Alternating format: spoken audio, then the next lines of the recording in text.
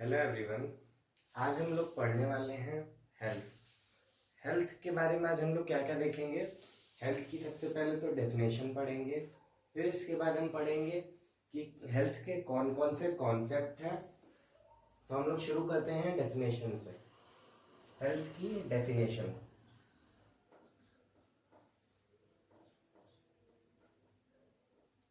Health की definition हम पढ़ते हैं अकॉर्डिंग टू WHO। तो WHO के अकॉर्डिंग हेल्थ की डेफिनेशन है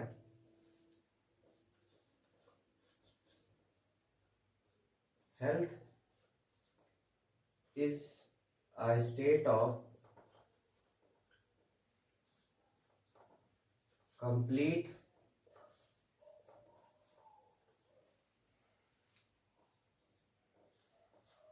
physical, mental and social well-being.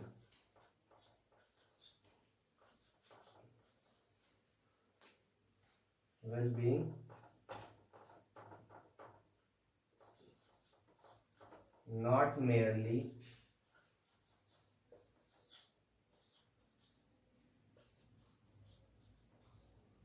absence of disease।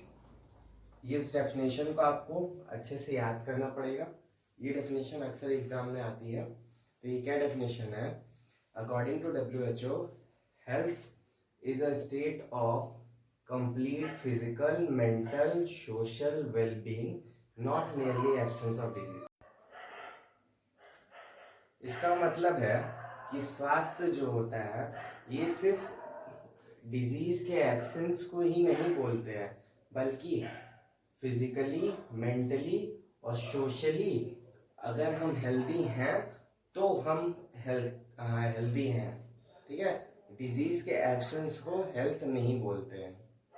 फिर इसके आगे हम देखते हैं concept of health.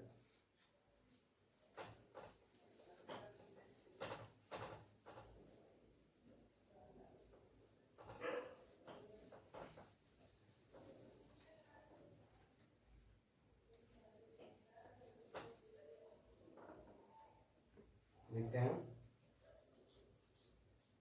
Concept of health. Health के टोटल 4 कॉन्सेप्ट हैं। हमारा पहला कॉन्सेप्ट है हेल्थ का biomedical concept.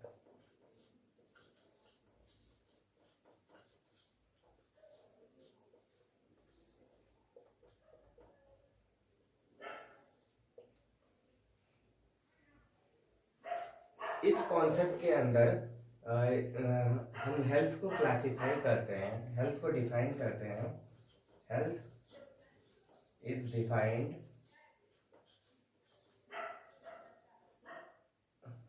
As proper functioning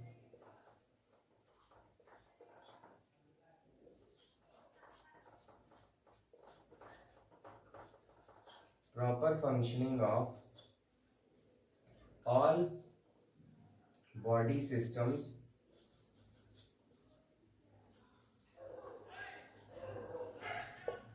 यानी कि बायोमेडिकल कॉन्सेप्ट के अकॉर्डिंग हेल्थ क्या है कि अगर हमारी पूरी बॉडी और उसके सारे सिस्टम्स सही तरीके से काम कर रहे हैं तो हम हेल्दी हैं।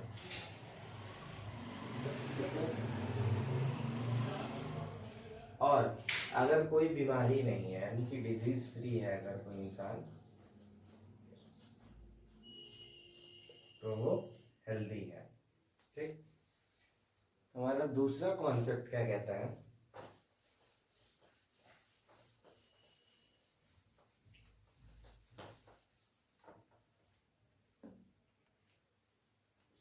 सेकेंड कॉन्सेप्ट है हमारा psycho social concept.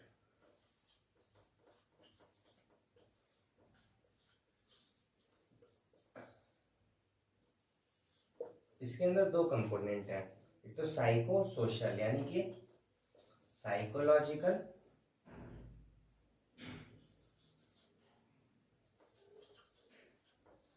Psychological concept यानी कि अगर कोई व्यक्ति मानसिक तौर पे स्वस्थ है तो उसे हम स्वस्थ मानेंगे। यानी कि कोई अगर व्यक्ति है वो मेंटली हेल्दी है, यानी कि साइकोलॉजिकली, यानी कि if a person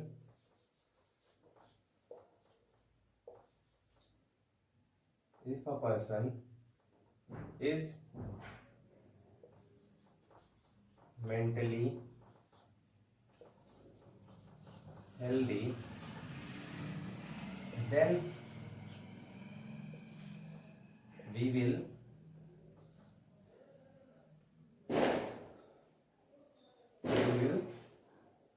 uh, define he is healthy। यानी कि अगर कोई इंसान मानसिक तौर पे हेल्दी है तो हम उसे कहेंगे कि वो हेल्दी है। दूसरा है हमारा social concept.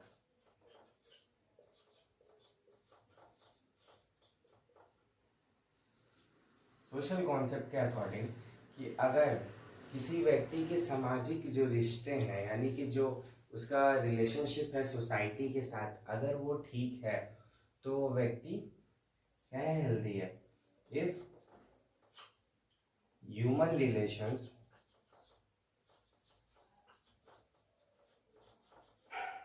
of a person is good, then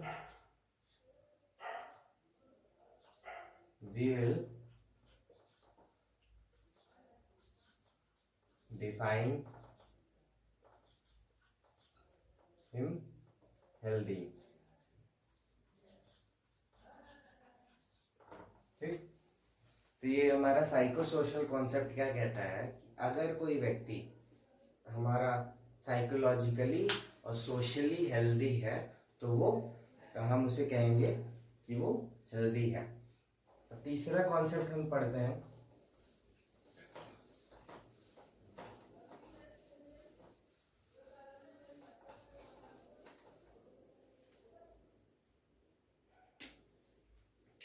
तीसरा हमारा कॉन्सेप्ट है इकोलॉजिकल कॉन्सेप्ट।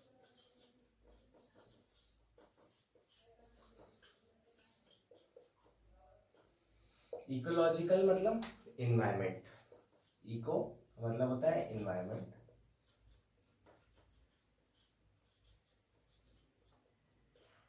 इन्वायरमेंट जैसे कि हमारे इन्वायरमेंट में बहुत सारी चीज़ें होती हैं, बहुत सारे जानवर हैं, पेड़ पौधे हैं, पानी है, हवा है, आवाज़ें हैं कई तरह की। अगर कोई व्यक्ति उन सब चीज़ों को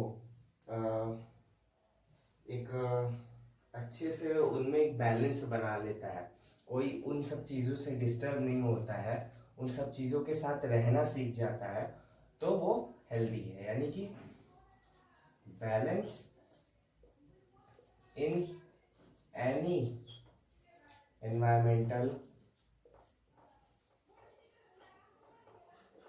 condition, then the person is healthy।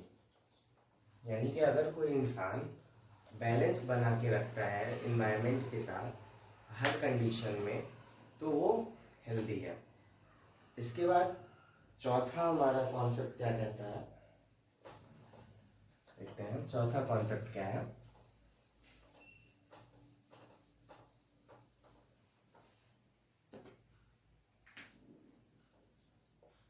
चौथा हमारा है हॉलिस्टिक कॉन्सेप्ट।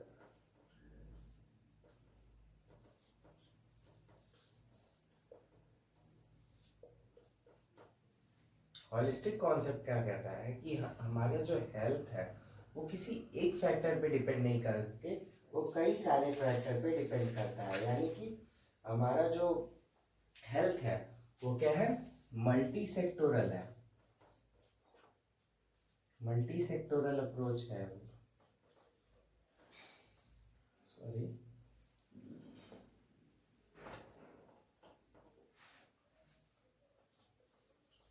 मल्टी सेक्टोरल है।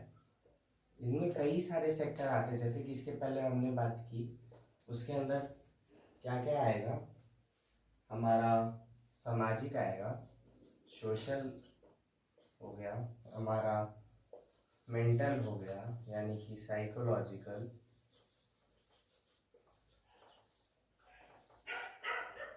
फैक्टर हो गया, हमारा वोकेशनल फैक्टर हो गया,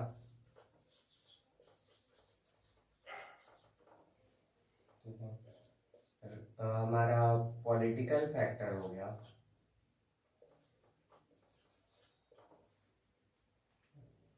हमारा फिजिकल फैक्टर है,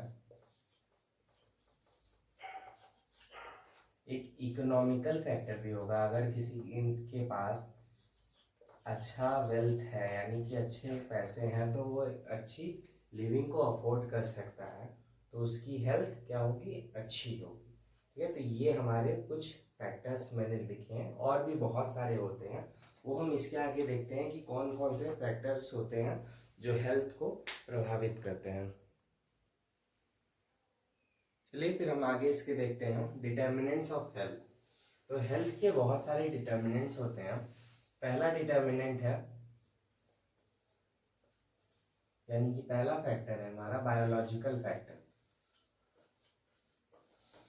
बायोलॉजिकल फैक्टर को हम जेनेटिक फैक्टर भी कह सकते हैं कि हमारे माता पिता से हमें बहुत सारी बीमारियां मिलती हैं या बहुत सारे हमको गुण भी मिलते हैं, तो ये भी एक बहुत इम्पॉर्टेंट फैक्टर है। जैसे कि हमको पता है कि क्रोमोसोमल डिफेक्ट्स होते हैं कई सारे, जैसे कि डाउन सिंड्रोम, ऐसे ऐसे करके बहुत सारी जो है प्रॉब्लम्स होती हैं जो हमें जेनेटिकली ट्रांसफ़र होती है। दूसरा फैक्टर है हमारा इन्वायरमेंटल फैक्टर।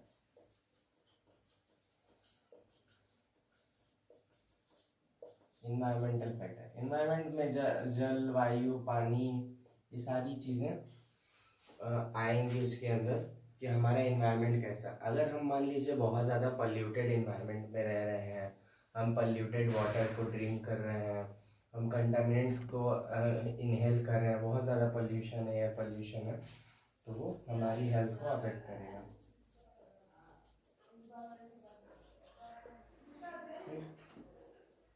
हमारी हेल्थ को। तीसरा हमारा फैक्टर है न्यूट्रिशनल फैक्टर।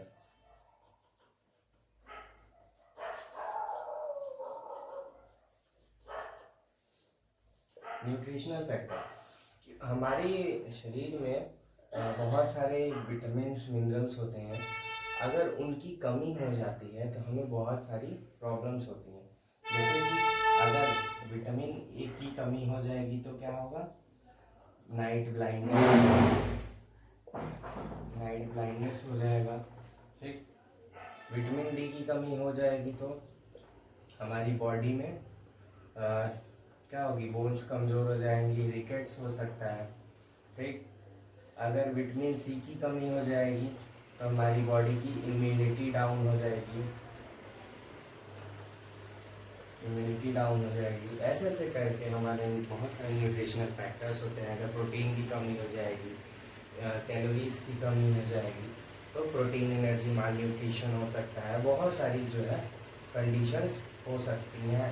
न्यूट्रिशनल फैक्टर जो है सबसे मोस्ट इम्पॉर्टेंट फैक्टर है हेल्थ का। चौथा है हमारा सोशल एंड कल्चरल फैक्टर।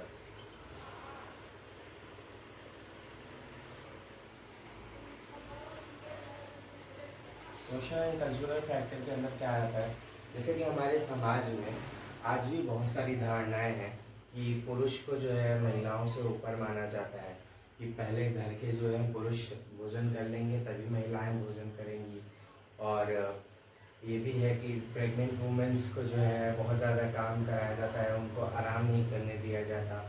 ये सारे फैक्टर्स, और जैसे कुछ हमारे यहाँ कल्चर्स हैं, कुछ रिलीजन्स हैं जिनमें कि बहुत कम गैप दिया जाता है दो बच्चों के बीच में, तो वो सब भी फैक्टर्स हमारी हेल्थ को अफेक्ट करते हैं। चलिए फिर इसके आगे हम देखते हैं पांचवा हमारा फैक्टर। पांचवा फैक्टर है इकोनॉमिकल फैक्टर।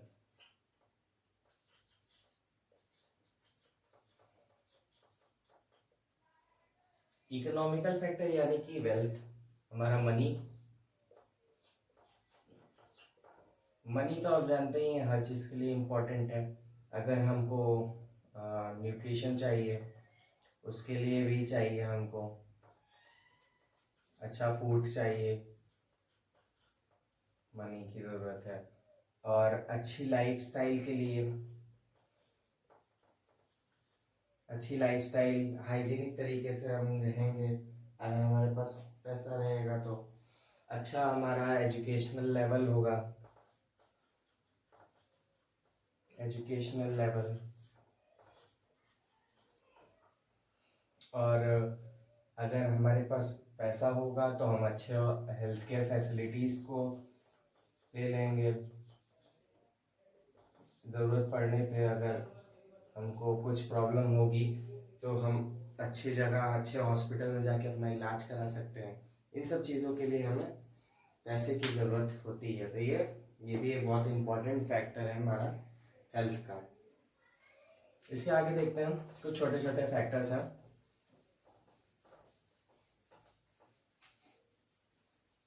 उनको भी देख लेते हैं।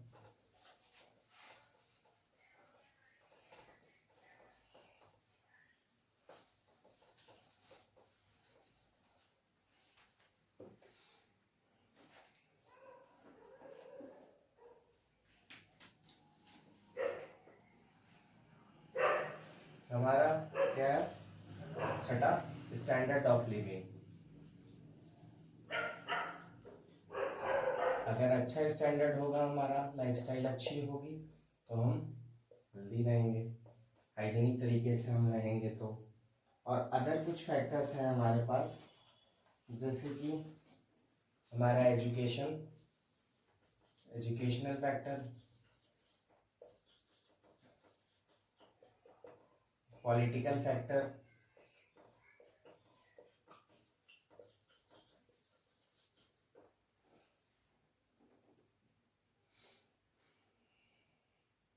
हमारा वोकेशनल फैक्टर,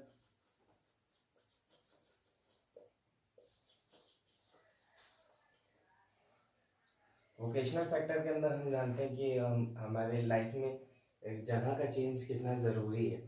अगर बीच बीच में हम कुछ दिन के लिए वेकेशन पे जाते रहेंगे, नई नई जगह जाएंगे, तो उससे हमारा हमारा माइंड जो होगा वो फ्री रहेगा, स्ट्रेस फ्री रहेगा, तो उससे हमारे मेंटल हेल्थ को इम्प्रूवमेंट मिलेगी, मेंटल हेल्थ। और हमारा क्या है प्रॉपर प्लानिंग, प्रॉपर प्लानिंग ये ज़रूरी है। वो चाहे नेशनल लेवल पे हो, चाहे स्टेट लेवल पे हो, चाहे इंडिविजुअल लेवल पे हो। अगर अच्छी प्लानिंग होगी तो हमारी हेल्थ पे अच्छा असर पड़ेगा। अगर आपको ये वीडियो अच्छी लगी हो तो लाइक करिए, सब्सक्राइब करिए, शेयर करिए। Thank you for watching.